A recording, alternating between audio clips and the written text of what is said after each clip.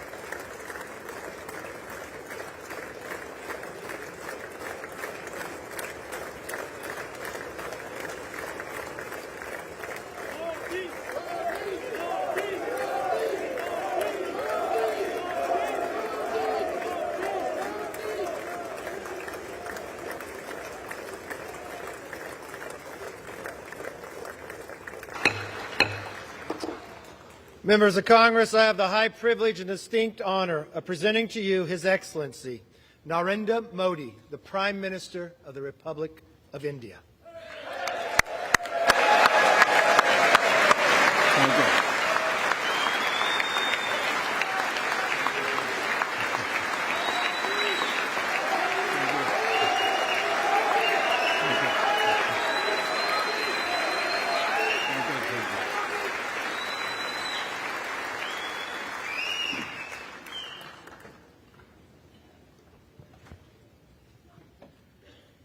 Mr. Speaker, Madam Vice President, distinguished members of the U.S. Congress, ladies and gentlemen, Namaskar.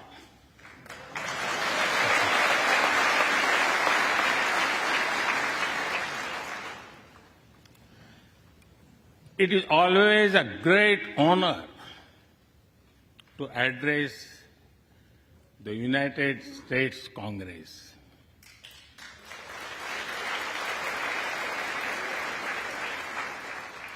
It is an exceptional privilege to do so twice.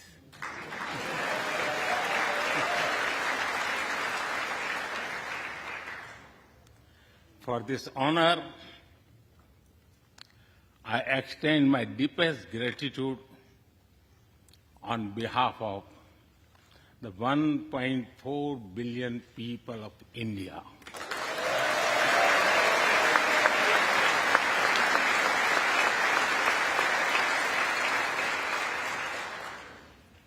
I see that nearly half of you were here in 2016.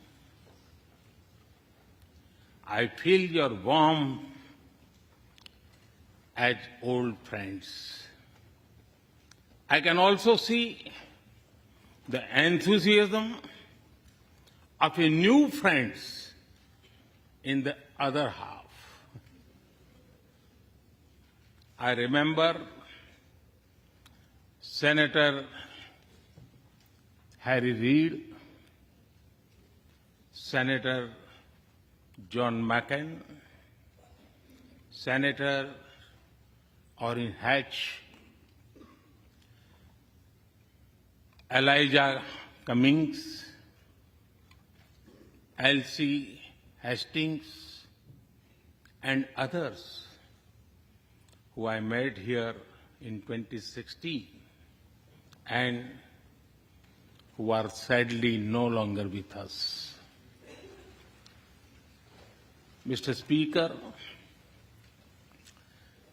standing here 7 Junes ago, that is the June when Hamilton swept all the awards, I said that the hesitations of history were behind us. Now, when our era is at a crossroads, I am here to speak about our calling for this century.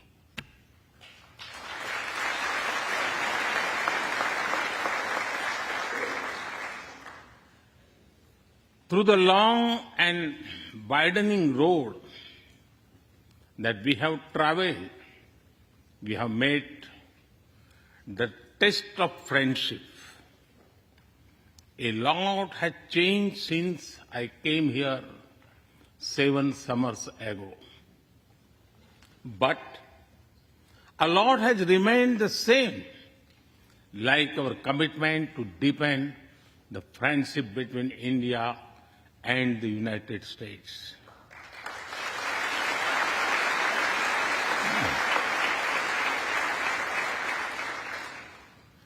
In the past few years, there have been many advances in AI, artificial intelligence.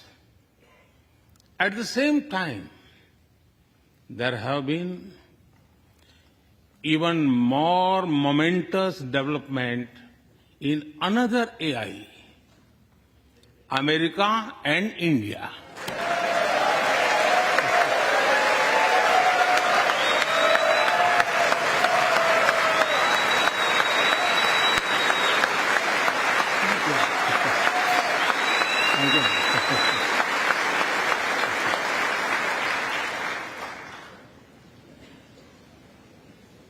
Mr. Speaker and distinguished members, the beauty of democracy is the constant connect with the people, to listen to them and feel their pulse. And I know this takes a lot of time, energy, effort, and travel. It is a Thursday afternoon, a fly-out day for some of you. So I am grateful for your time. I also know how busy you have been this last month. Being a citizen of a vibrant democracy, myself, I can admit one thing, Mr. Speaker, you have a tough job.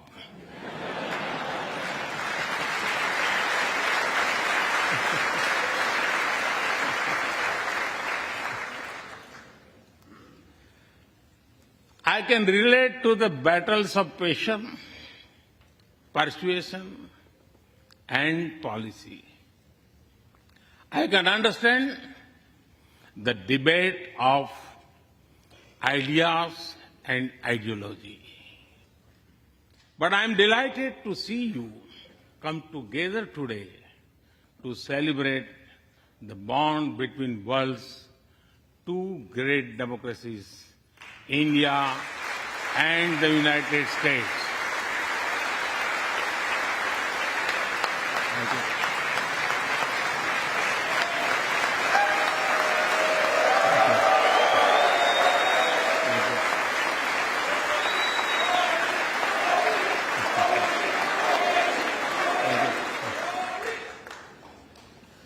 I'm happy to help out.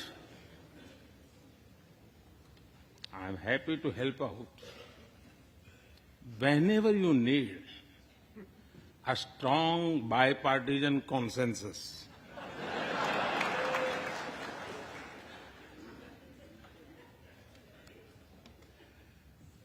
there will be and there must be a contest of ideas at home. But we must also come together as one when we speak for our nation.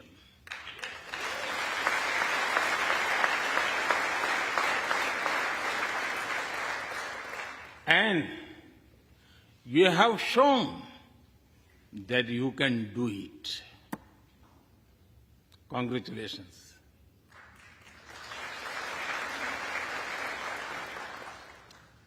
Mr. Speaker, the foundation of America was inspired by the vision of a nation of equal people.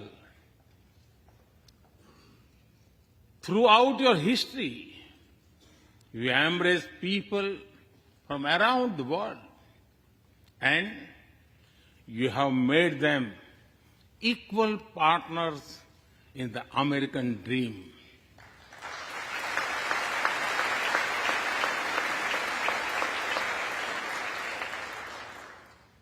There are millions here who have roots in India. Some of them sit proudly in this chamber.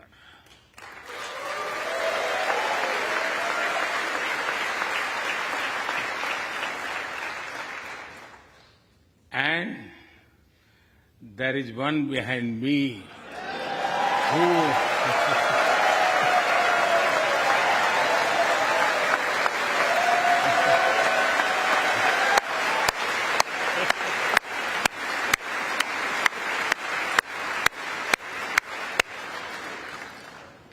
who had made history.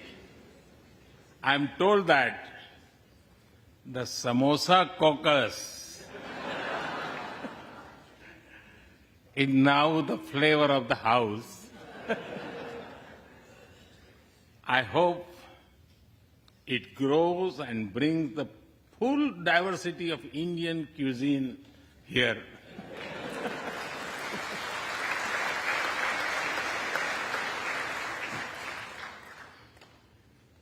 Over 2 centuries, we have inspired each other through the lives of great Americans and Indians. We pay tribute to Mahatma Gandhi and Martin Luther King Jr.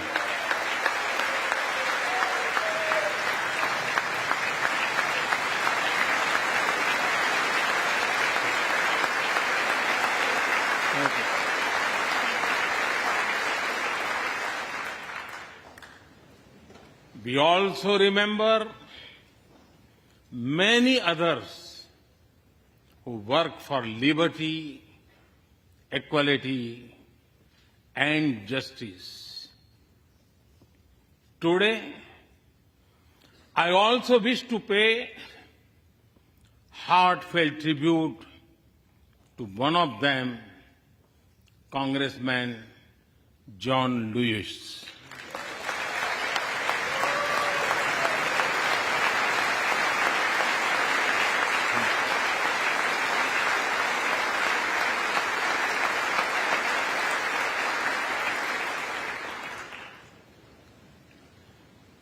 Mr. Speaker,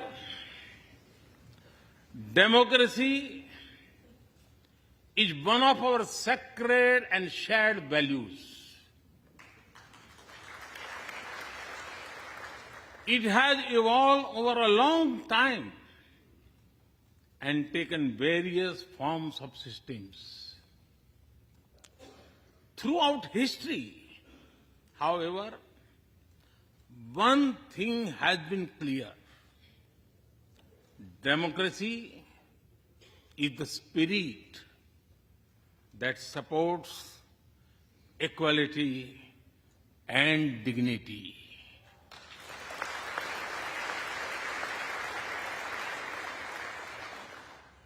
Democracy is the idea that welcomes debate and discourse. Democracy is the culture that gives wings to thought and expression. India is blessed to have such values from times immemorial. In the evolution of the democratic spirit, India is the mother of democracy.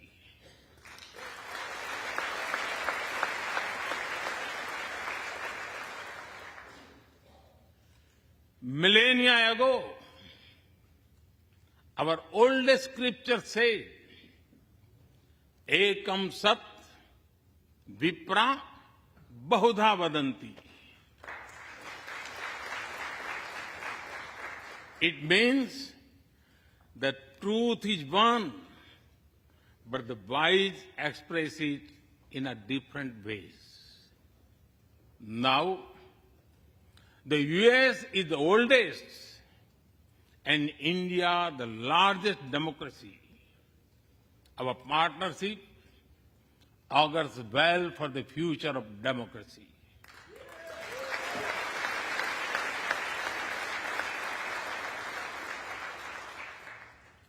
Together, we shall give a better future to the world and a better world to the future.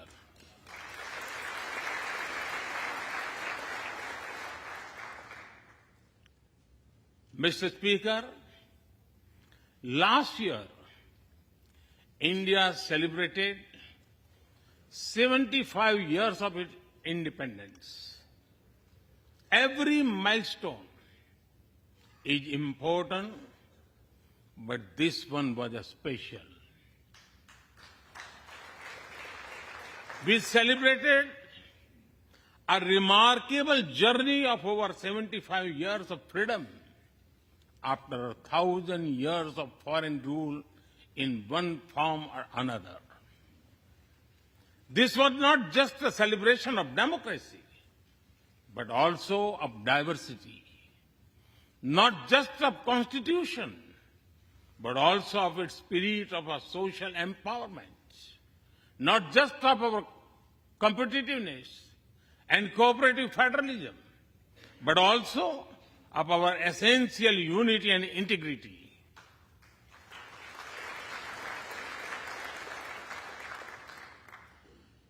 We have over 2,500 political parties.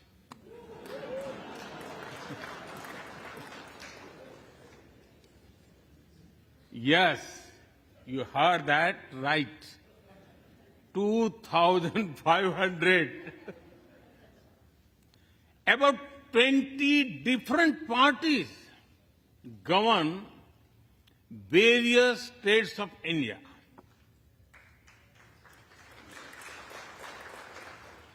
We have 22 official languages and thousands of dialects, and yet we speak in one voice.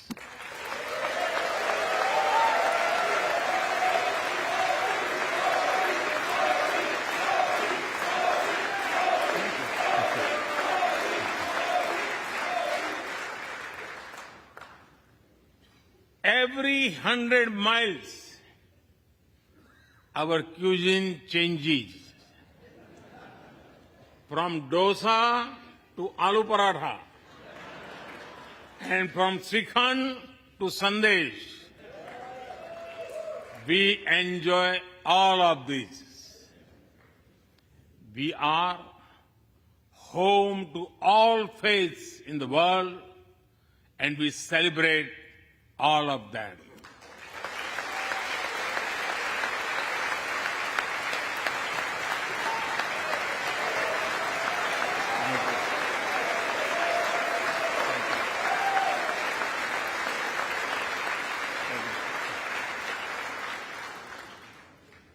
In India, diversity is a natural way of life. Today, the world wants to know more and more about India. I see that curiosity in this house too. We were honored to receive over 100 members of the US Congress in India over the last decade.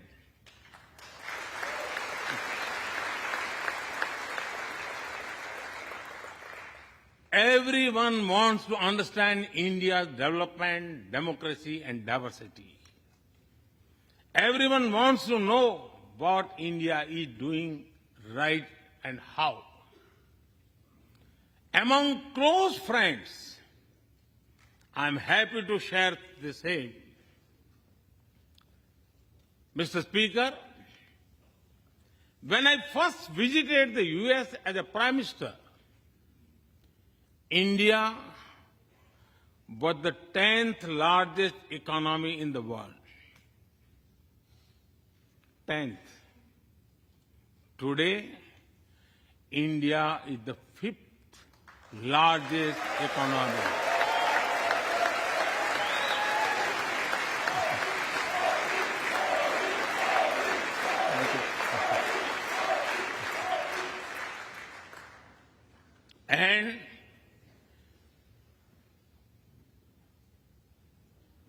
And India will be the 3rd largest economy soon.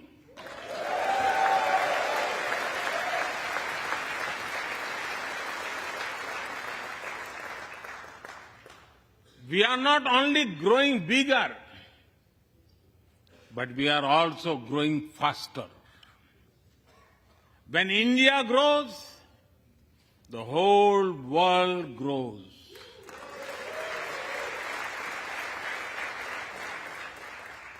After all, we are 1/6 of the world's population. In the last century, when India won its freedom, it inspired many other countries to free themselves from colonial rule.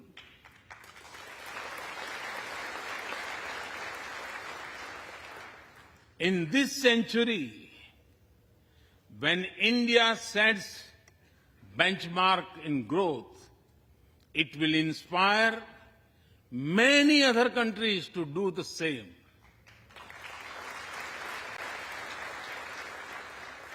Our vision is सबका साथ, सबका विकास, सबका विश्वास, सबका प्रयास. It means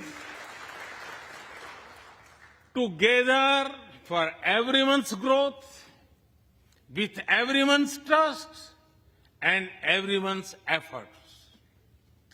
Let me share with you how this vision is translating into action with speed and scale. We are focusing on infrastructure development. We have given nearly 40 million homes to provide shelter to over 150 million people.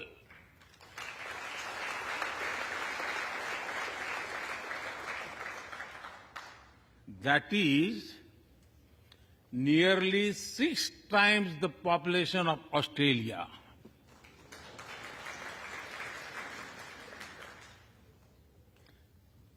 We run a national health insurance program that ensures free medical treatment for about 500 million people.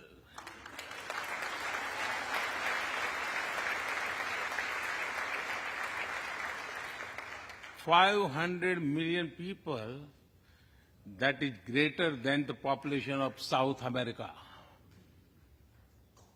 We took banking to the unbanked with the world's largest financial inclusion drive. Nearly 500 million people benefited. This is close to the population of North America. We have worked on building Digital India. Today, there are more than 850 million smartphones and internet users in the country.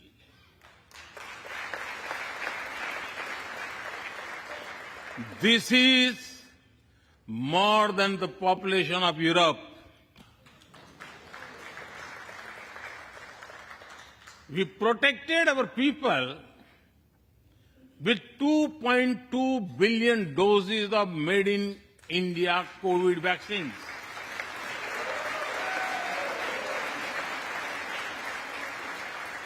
And that too free cost.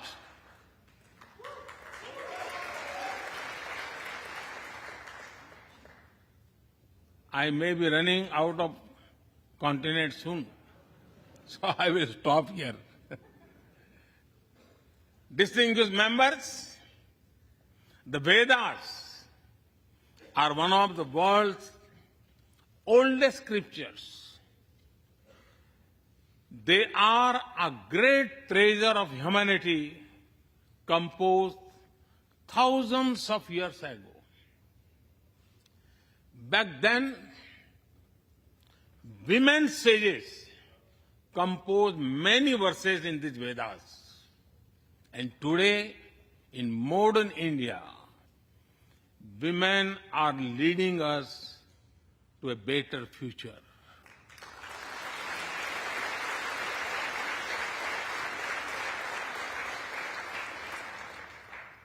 India's vision is not just of development which benefits women. It is of women-led development where women lead the journey of progress.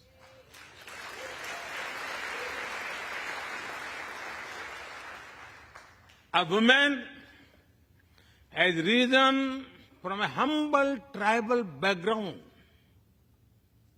to be our head of states.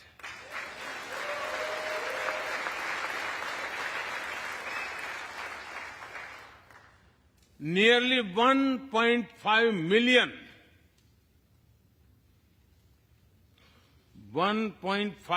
million elected women lead us at various levels. And that is of local governments.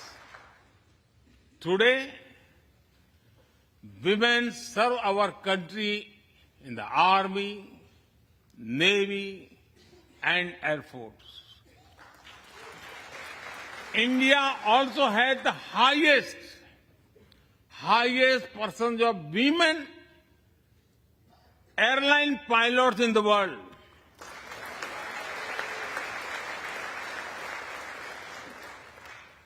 And they have also put us on Mars by leading our Mars mission.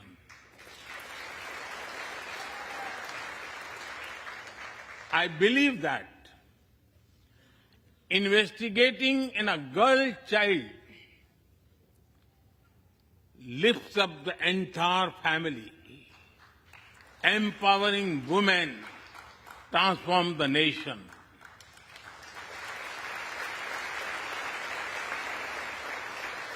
Mr. Speaker, India is an ancient nation with a youthful population. India is known for its traditions, but the younger generation is also making a hub of technology, be it creative reels on Insta or real-time payments. Coding or quantum computing, machine learning or mobile apps, fintech or data science, the youth of India are a great example of how a society can embrace latest technology. In India, technology is not about innovation, but also about inclusion. Today, digital performance are empowering the rights and dignity of people while protecting privacy.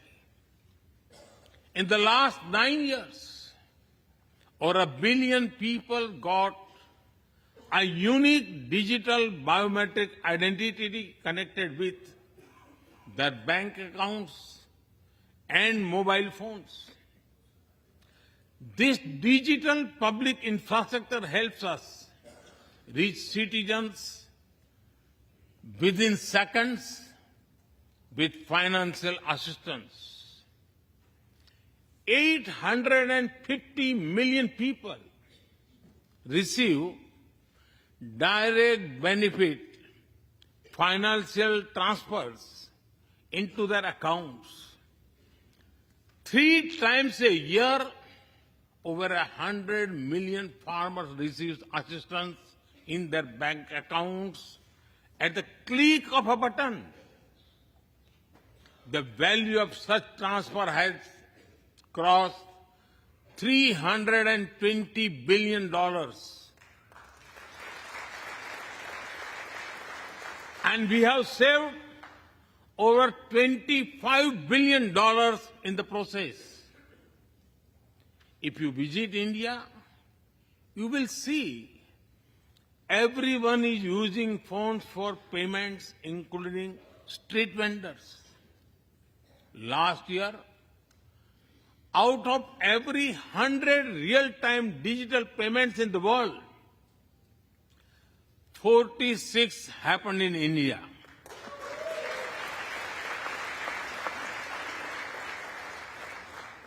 Nearly 400,000 miles of optical fiber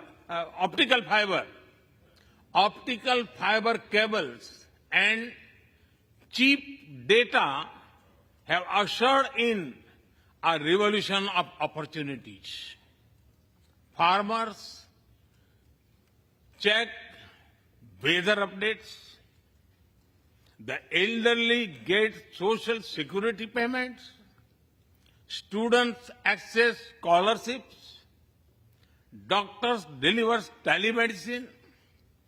Fishermen check fishing grounds, and small businesses get loans with just a tap on their phones.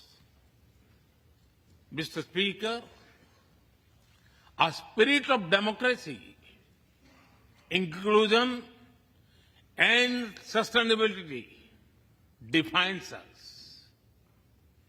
It also shapes our outlook to the world.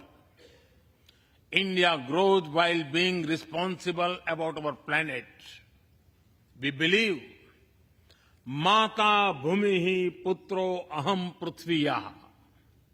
This means the earth is our mother and we are her children. Indian culture deeply respects the environment and our planet.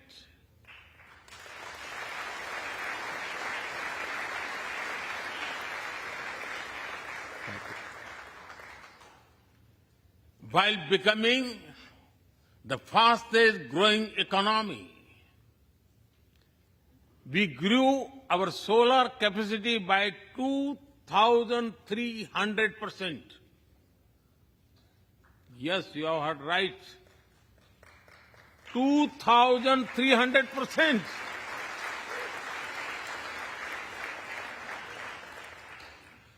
We became the only G20 country to meet its Paris commitment.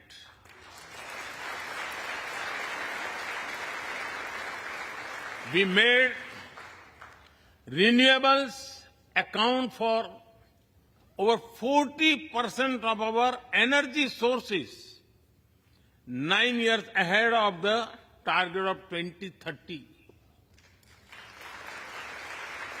But we did not stop there. At the Glasgow summit, I proposed Mission Life, lifestyle for environment. This is a way to make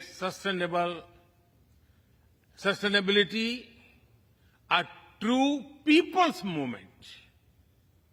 To leave it to be the job of governments alone,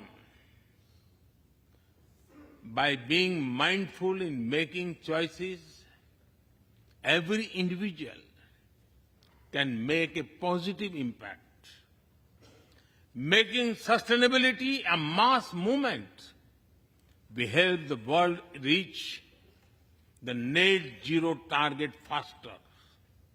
Our vision is pro-planet progress. Our vision is pro-planet prosperity. Our vision is pro-planet people.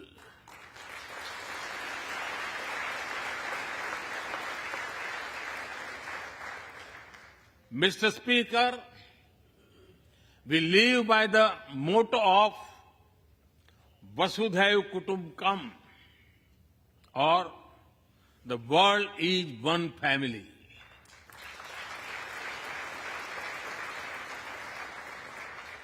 Our engagement with the world is for everyone's benefit.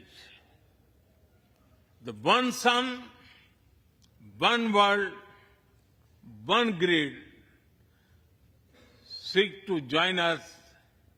All is connecting the world with clean energy.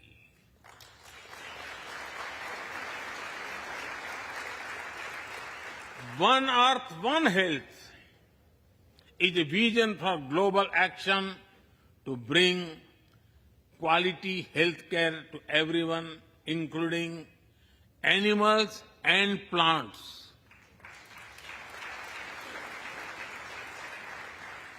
The same spirit is also seen in the theme when we chair the G20, One Earth, One Family, One Future. We advance the spirit of unity through yoga as well.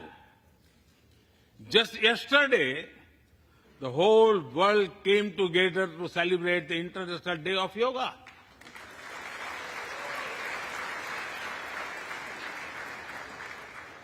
Just last week, all nations joined our proposal at the UN to build a memorial wall to honor the peacekeepers. And this year, the whole world is celebrating the International Year of Millets to promote sustainable agriculture and nutrition alike. During COVID, we delivered vaccines and medicines to over 150 countries. We reach out to others, being disasters as first responders, as we do for our own. We share our modest resources with those who need them the most. We build capabilities, not dependencies.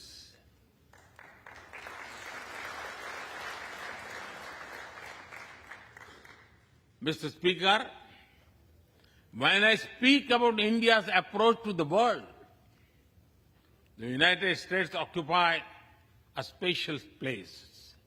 I know. Our relations are of great importance to all of you. Every member of this Congress has a deep interest in it. When defense and aerospace in India grow, industries in the state of Washington, Arizona, Georgia, Alabama, South Carolina, and Pennsylvania thrive.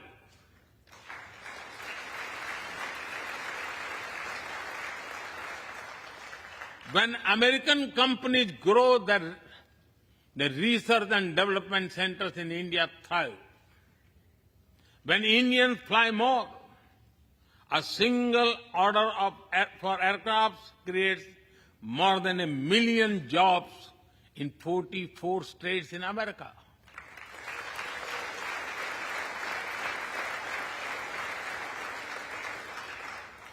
When an American phone makers invest in India, it creates an entire ecosystem of jobs and opportunities in both countries. When India and US work together on semiconductors and critical minerals, it helps the world in making supply chains more diverse, resilient, and reliable.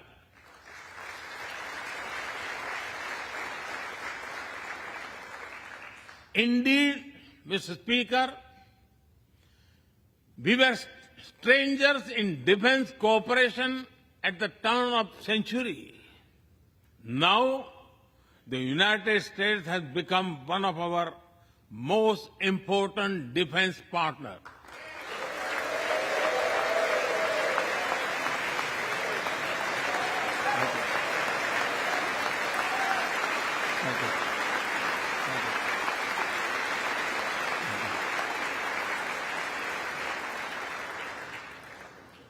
Today, India and the US are working together in space and in the seas, in science and in semiconductors, in startups and sustainability, in tech and in trade, in farming and finance, in art and artificial intelligence, in energy and education, in healthcare and humanitarian efforts.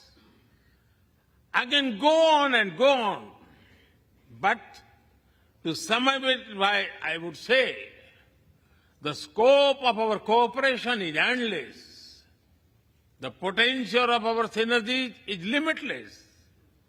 And the chemistry in our relations is effortless.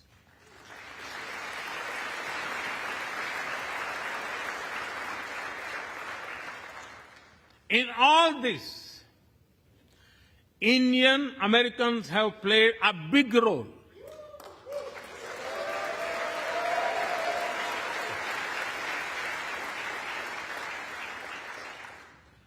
They are brilliant in every field, not just in spelling bee.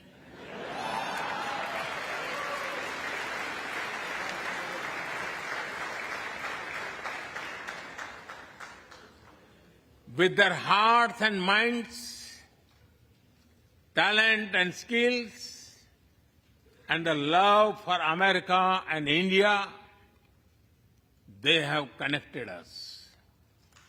They have unlocked doors. They have shown the potential of our partnership. Mr. Speaker, distinguished members, every Indian Prime Minister and American President of the past has taken our relationship further.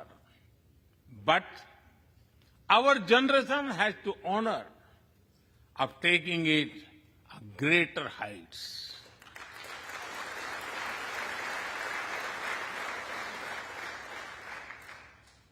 I agree with President Biden that this is a defining partnership of this country,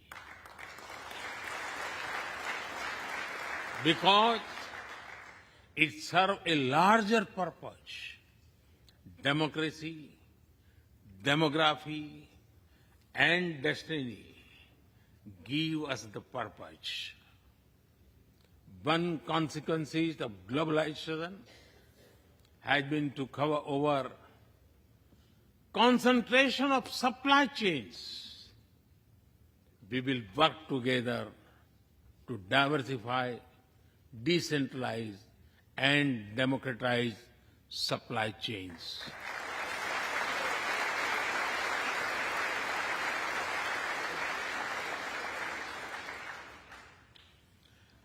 Technology will determine the security, prosperity, and leadership in the 21st century.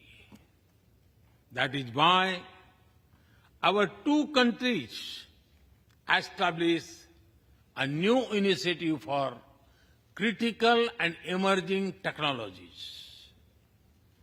Our knowledge partnership will serve humanity and seek solutions to the global challenges of climate change, hunger, and health.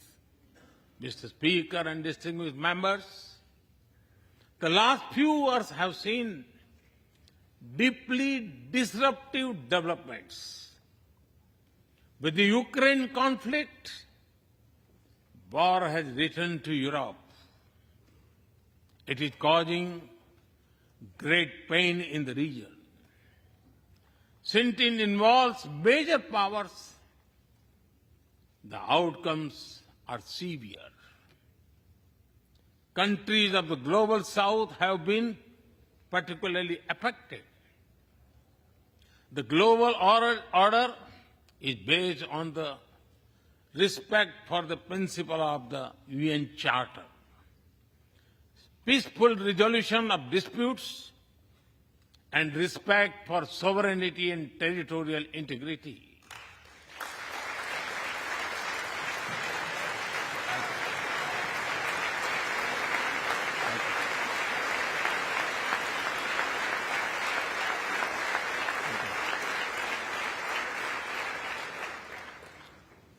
As I have said directly and publicly, this is not an era of war.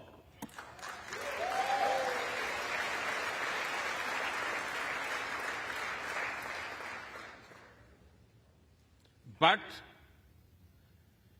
it is one of dialogue and diplomacy. And we all must do what we can to stop the bloodshed and human suffering.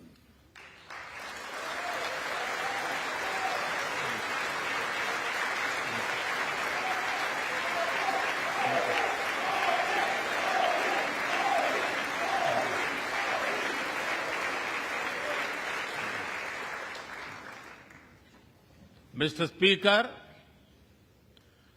the dark clouds of coercion and confrontation are casting their shadow in the Indo-Pacific. The stability of the region has become one of the central concerns of our partnership. We share a vision of a free, open, and inclusive Indo-Pacific.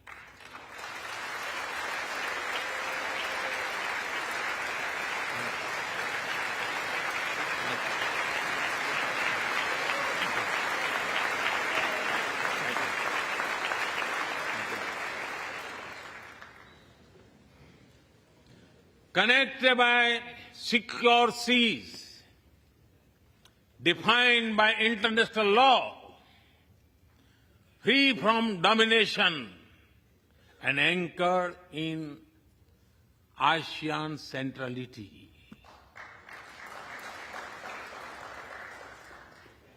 A region where all nations, small and large, are free and fearless in their choices, where progress is not suffocated by an impossible burdens of debt.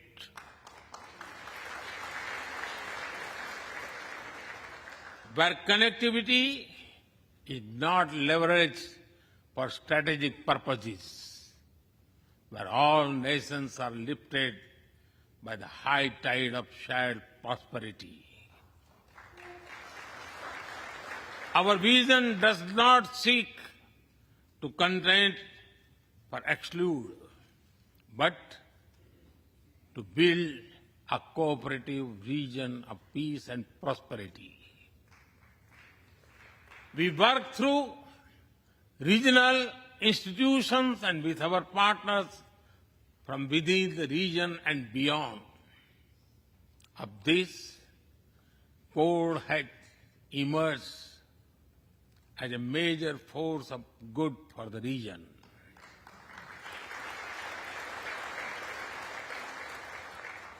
Mr. Speaker, more than 2 decades after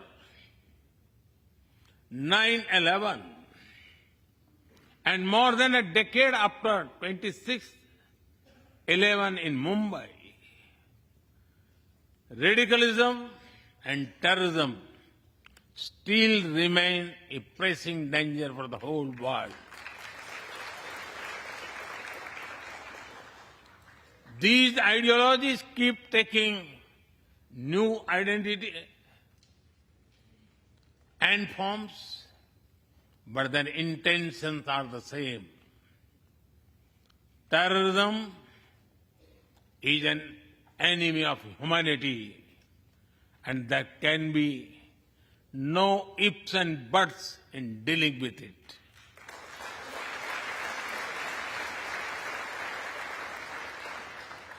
We must overcome all such forces sponsoring and exporting terror.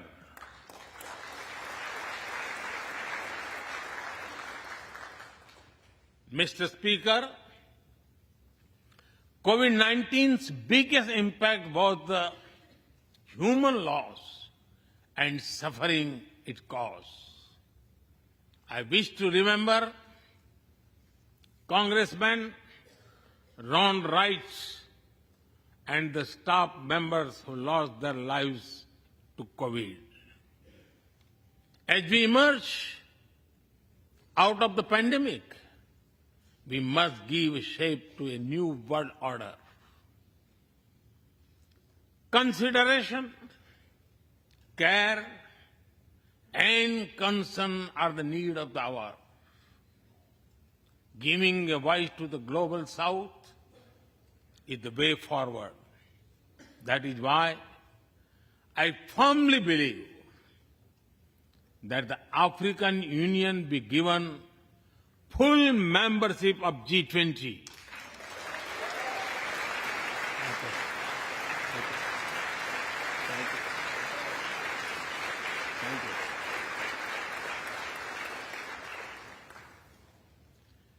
We must revive multilateralism and reform multilateral institutions. With better resources and representation that applies to all our global institutions of governance, especially the United Nations. When the world has changed, our institutions too must change, or risk getting replaced by a world of rivalries without rules. In working for a new world order based on international law, our two countries will be at the forefront as partners.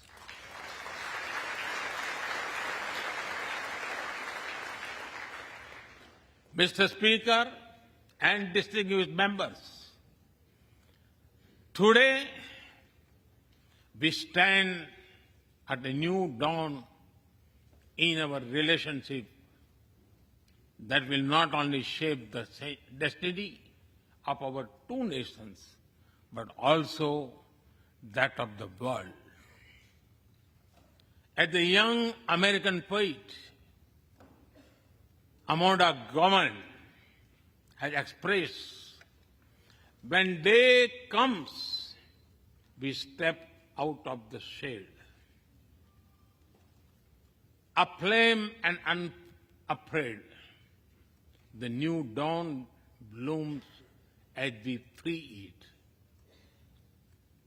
For there is always light if only we are brave enough to see it.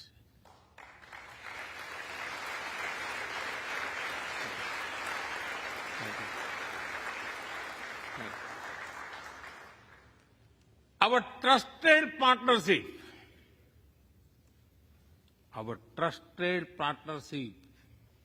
is like the sun in this new dawn that will spread light all around.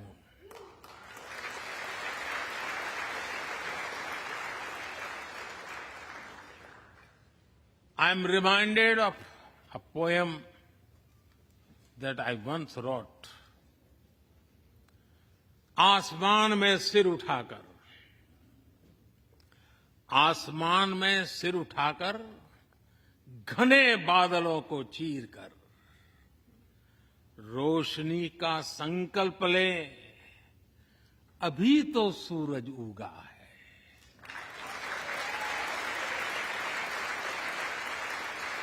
अभी तो सूरज उगा है। दृढ़ निश्चय के साथ चलकर, दृढ़ निश्चय के साथ चलकर, हर मुश्किल को पार कर, घोर अंधेरे को मिटाते, घोर अंधेरे को मिटाने अभी तो सूरज उगा है।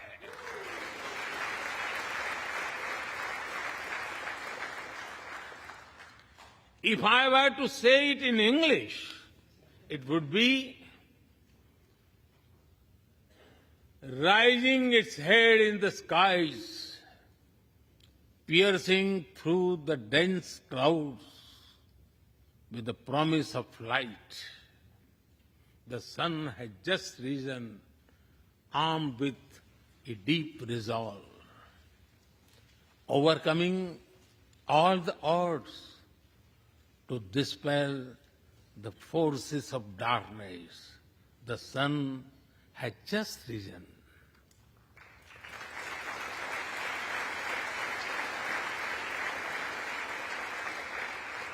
Mr. Speaker and distinguished members,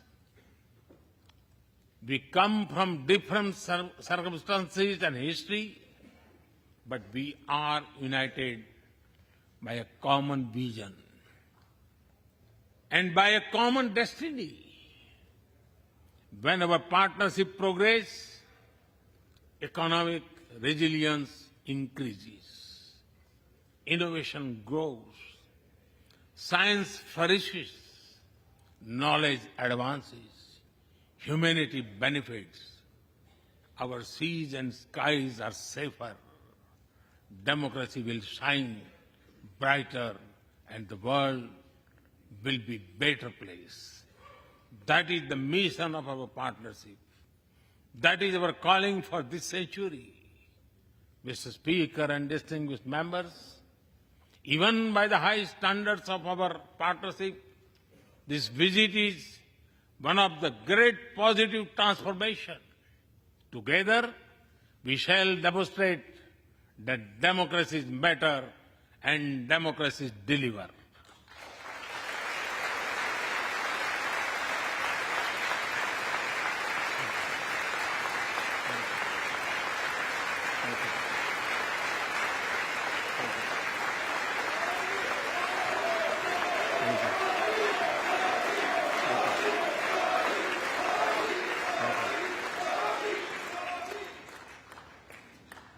I count on your continued support to the India-US partnership. When I was here in 2016, I said that our relationship is primed for a momentous future. That future is today.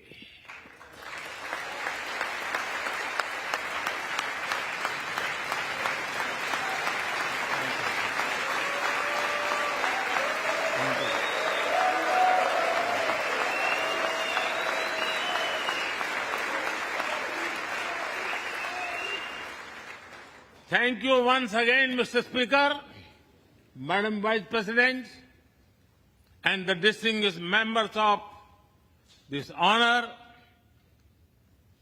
God bless America. Jai Hind. Long live India-US friendship. Thank you.